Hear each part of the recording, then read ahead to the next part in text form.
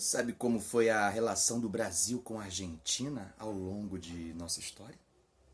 A relação do Brasil com o nosso querido vizinho antecede até mesmo a independência política dos dois estados.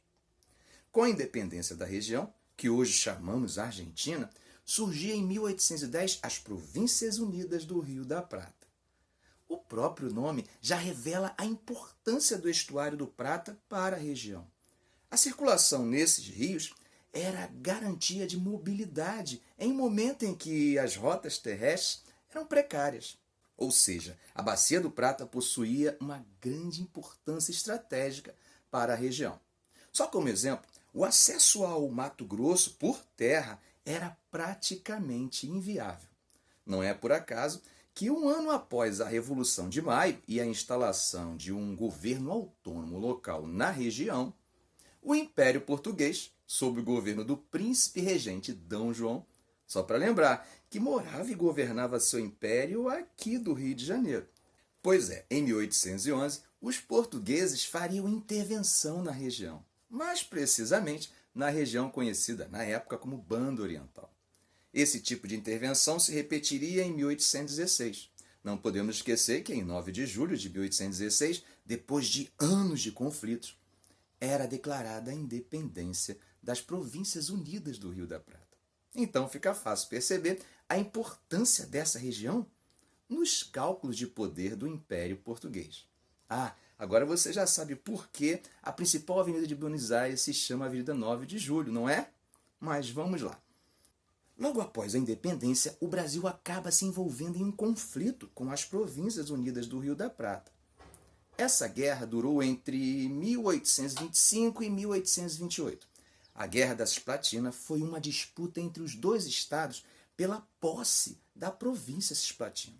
A situação foi resolvida por meio de um arbitramento. A arbitragem inglesa decidiu que o território deveria ser independente, ou seja, nem Brasil nem Argentina levariam o troféu da guerra. Surgiu um novo estado na região. Você sabe que estado seria esse? Isso aí, você acertou, o Uruguai. Se você é muito ligado a detalhes, você deve ter percebido que quando perguntei quem levou o troféu, eu citei a Argentina e não Províncias Unidas do Rio da Prata. Isso não foi por acaso. É que durante a guerra, mais precisamente em 1826, ocorreu a primeira unificação das províncias, além dos argentinos ganharem o seu primeiro presidente, Bernardino Rivadavia, que governa entre 1826 e 27 e não resiste às pressões internas, tanto quanto à sua incapacidade de resolver a guerra com o Império Brasileiro, quanto ao projeto unitarista que defendia. Para os unitaristas, Buenos Aires deveria exercer o papel de cérebro do novo Estado diante das demais províncias que deveriam gozar de autonomia limitada. Essa visão unitarista de Buenos Aires sofreria resistência das demais províncias, que defendiam um projeto de pacto federativo. A debilidade do projeto unitarista fica claro com a chegada ao poder em Buenos Aires em 1829 do grande nome do Prata nas 2 décadas seguintes, o federalista Juan Manuel Rosas, ou simplesmente Rosas. Por mais que Rosas representasse o projeto federalista em contraposição ao unitarismo, fica bem perceptível a hegemonia de Buenos Aires diante das outras províncias. A política externa, por exemplo, era exercida por Rosas. Um momento marcante de sua administração foi quando a Argentina sofre um bloqueio naval por parte das 2 maiores potências europeias, a França e o Reino Unido, que pressionavam Rosas para que houvesse livre navegação nos Rios da Prata. A resistência argentina dura por 10 anos, levando os 2 países europeus a desistirem da pressão, retirando suas embarcações da região. Vocês imaginem como a imagem de Rosas sai fortalecida desse embate.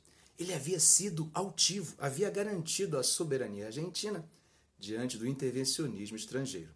É claro que Rosas percebe a sua força na região e não vai deixar de buscar ampliar o seu poder. Lembram do Uruguai? Aquele troféu que os argentinos não ganharam ao final da Guerra da Cisplatina com o Império Brasileiro? Pois é, ao longo da década de 40, a antiga província cisplatina vivia uma guerra civil.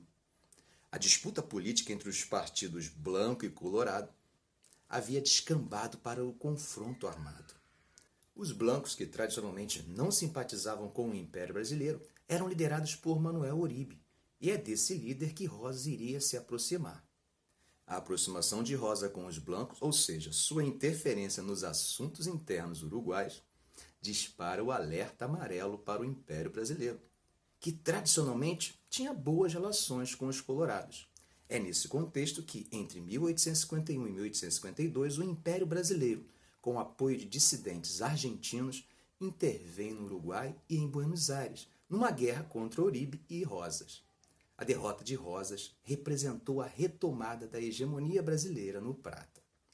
Com a queda de Rosas, chega ao poder Urquiza, que, originário da província de Entre Rios, defende um federalismo mais honesto do que o defendido por Rosas. E aí, gostou do Urquiza? Gostou, né? Mas Buenos Aires não. Além de não gostar, inicia uma nova crise no país, pois Buenos Aires se separa da federação. Essa crise acaba evoluindo para uma guerra civil na Argentina, em que duas forças se confrontariam: os portenhos, Buenos Aires, e a Argentina. À frente das tropas argentinas está o ex-presidente Urquiza, enquanto à frente de Buenos Aires está Bartolomeu Mitre. Em 62, Buenos Aires vence a guerra na famosa Batalha de Pavón, reunificando a Argentina sob a liderança do presidente militarista Bartolomeu Mitre. É durante o governo de Bartolomeu Mitre que a Argentina forma uma aliança militar com o Uruguai e com o Império Brasileiro para enfrentar o Paraguai.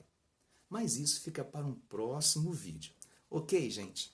Se você gostou desse vídeo, dê um like, compartilhe em suas redes sociais. Pois assim, além de ajudar o canal a crescer, eu fico sabendo que estou sendo útil. Ok? Um grande abraço.